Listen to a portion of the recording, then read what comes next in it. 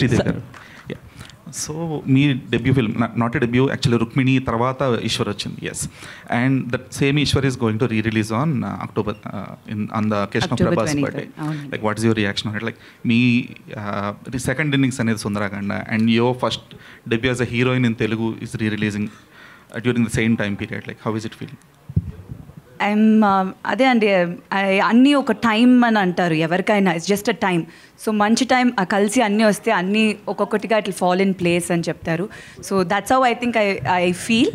So first actually ఈశ్వరే re-release అవుతుంది October 23rd. So first అదే మళ్ళీ స్క్రీన్లో I will be coming back 2024లో. సో ఆఫ్టర్ దట్ మా సినిమా కూడా రిలీజ్ అయిపోతుంది. So I'm very happy. And Rukmini was not my first film, అది చైల్డ్ ఆర్టిస్ట్గా చేసింది. దాని ముందు నేను తమిళ్లో చాలా సినిమాలు 5 ఏళ్ళ నుంచి చైల్డ్ ఆర్టిస్ట్గానే చేశాను. So as a heroine Eshwar was my first release. Super happy అండి. Thank you so much. Sir Naresh garu, మీరు జెన్యూన్ ఆన్సర్ చెప్పాలి సార్.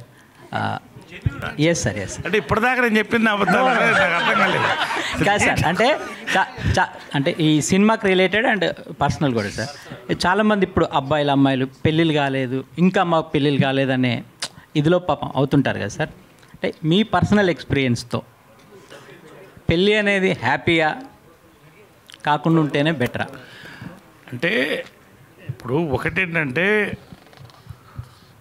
ఇప్పుడు తరం అసలు పెళ్ళి వద్దని, అంత ముందు తరాలు మళ్ళీ ఒక్కసారి ట్రై చేద్దామని. ఎందుకోసం ఇది హ్యాపీగా ఉండడానికేగా బేసిక్గా. కాబట్టి ఈ మధ్యలో నేను అంతే. Okay, on that note, let's wrap this media conversation. Thank you so much. Sir చెప్పండి. వెంకటేష్ గారు సార్ చెప్పండి సార్. అంటే సుందరకాండ టైటిల్ దొరకడం, వెంకటేష్ గారు ఆ సినిమా చేయడం, అదే వెంకటేష్ గారు ఈ సినిమాను డైరెక్ట్ చేయడం అనేది సో చాలా మీకు అసలు ఏ నక్షత్రం ఇది? ఆ నక్షత్రం కలిసిందా ఏంటి? నాది మూల అయితే కాదు సార్. నేను కొంచెం లాంగ్ టైం, ఒక 10 minutes అయినా హ్యాపీగా ఉండగలుగుతా. రోహిత్ గారు, అంటే మీది ఏ నక్షత్రం? స్వాతి అండి. స్వాతి నక్షత్రం. మరి మూల నక్షత్రంకి వెళ్ళి ఈ సినిమా రావడం అనేది సో మీ క్యారెక్టర్ సో ఎంతవరకు ఆడియన్స్కి బాగా కనెక్ట్ అవుతూ వాళ్ళ నక్షత్రాలను గుర్తు చేస్తూ ఎంటర్టైన్ అవుతుంది? అంత జాతకాల సినిమా కాదండి ఇది.